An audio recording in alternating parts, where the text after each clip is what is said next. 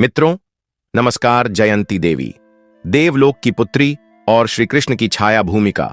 यह कथा उस समय की है जब स्वर्ग, मृत्युलोक और पाताल तीनों ही अशांत थे। देवताओं को आभास हो गया था कि पृथ्वी पर एक महायुद्ध घटित होने वाला है, जो केवल मानवों का नहीं बल्कि धर्म और अधर्म के देव पक्ष का निर्णायक युद्ध होगा। इसी समय जन्म लेती है जयंती, इंद्रदेव की एक दिव्य पुत्री, जिसकी भूमिका इस युद्ध से कहीं अधिक गहरी और रहस्यमयी थी। प्रथम भाग। स्वर्ग में चिंता और जयंती का जन्म। इंद्र सभा में सभा लगी थी। बृहस्पति, अग्नि, वरुण, यम, कुबेर और स्वयं ब्रह्मा तक उपस्थित थे। देवताओं को चिंता थी। कृष्ण का अवतार हो चुका था और वह कोई साधारण लीला नहीं कर रहे थे। इंद्रदेव बोले, यदि कृष्ण पांडवों के साथ होंगे तो कुरुक्षेत्र का युद्ध हमारे नियंत्रण से बाहर हो जाएगा। ब्रह्मा मुस्कुराए, तुम्हें भय है क्योंकि वह नारायण हैं, परंतु क्या नारायण को केवल शस्त्र से रोका जा सकता है? तभी बृहस्पति ने सुझाव दिया, यदि कोई ऐसी शक्ति हो जो कृष्ण की आत्मा को छू सके, प्रेम, श्रद्धा और विवेक के स्तर पर। इसी विचार से इंद्र ने एक महायज्ञ किया और उसमें से जन्मी जयंती, स्वर्ग की अद्वितीय पुत्री। वह न केवल सुंदर बल्कि अत्यंत ज्ञानी, विचारशील और गूढ़ तेज से युक्त थी। उसके नाम का अर्थ ही था विजय की देवी। द्वितीय भाग। जयंती का प्रशिक्षण और भविष्यदर्शिता। जयंती को बृहस्पति ने शास्त्र, ध्यान और राजनीति सिखाई। देवी सरस्वती ने उसे संगीत और वाणी का वरदान दिया और आर्षि कश्यप ने उसे भविष्यदर्शिता का विशेष गुप्त मंत्र दिया। एक दिन ध्यान में बैठे हुए जयंती को एक दृश्य आया। कृष्ण युद्ध भूमि में नंगे पांव चल रहे हैं, रक्त बह रहा है और उनके पीछे कोई स्त्री उनकी छाया बनकर चल रही है। वह स्त्री जयंती स्वयं थी। उसी दिन से वह जान गई, मेरा भविष्य कृष्ण से जुड़ा है, न किसी देवराज्य से, न किसी और जीवन से। तृतीय भाग। कृष्ण और जयंती की भेंट। देवताओं ने कृष्ण को देवलोक आमंत्रित किया। उद्देश्य स्पष्ट था, उन्हें शांत करना, बांधना और यदि संभव हो तो प्रभावित करना। पर कृष्ण जानते थे इंद्र की चिंता। वह मुस्कुराते हुए आए। इंद्र ने कहा, यह मेरी पुत्री जयंती है, वह तुमसे केवल एक बात पूछना चाहती है। कृष्ण ने कहा, पूछो। जयंती ने धीरे से प्रश्न किया, यदि धर्म और प्रेम के बीच चुनाव हो तो तुम किसे चुनोगे? कृष्ण ने उत्तर नहीं दिया। वह केवल मुस्कुराए और चले गए।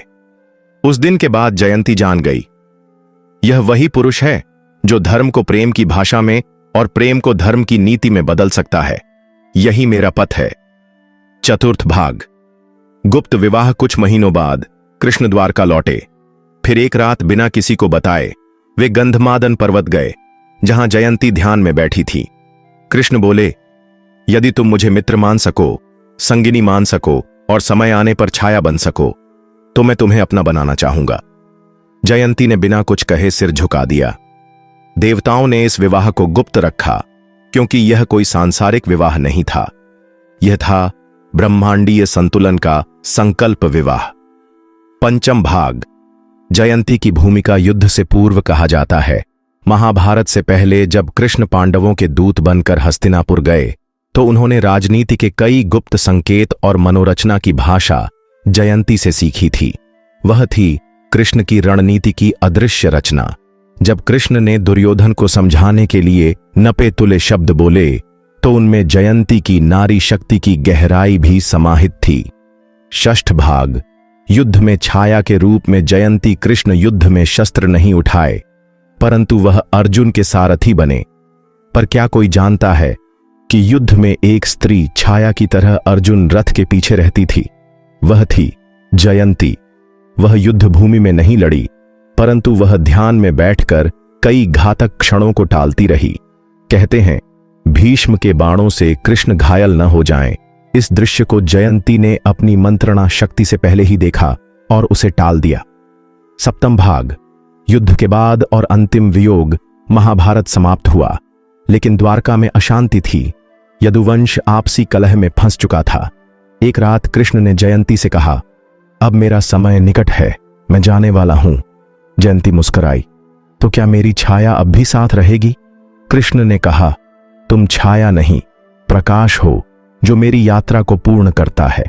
और फिर एक रात्रि जयंती ने ध्यान में बैठकर स्वयं को सूक्ष्म रूप में श्री कृष्ण में विलीन कर दिया। उपसंहार। भुला दी गई देवी इस कथा का उल्लेख प्रमुख ग्रंथों में नहीं हुआ, क्योंकि वह न तो युद्ध की नायिका थी, न ही रानी। वह स्त्री जो पुरुष के भीतर छिपे ब्रह्म को पहचानती है। जयंती देवी, इंद्र की पुत्री और श्री कृष्ण की छाया, आज भी गुप्त वेदों और कुछ तपस्वियों के ध्यान में प्रकट होती हैं और पूछती हैं, क्या तुम्हारा प्रेम तुम्हारे धर्म से बड़ा है? समाप्त।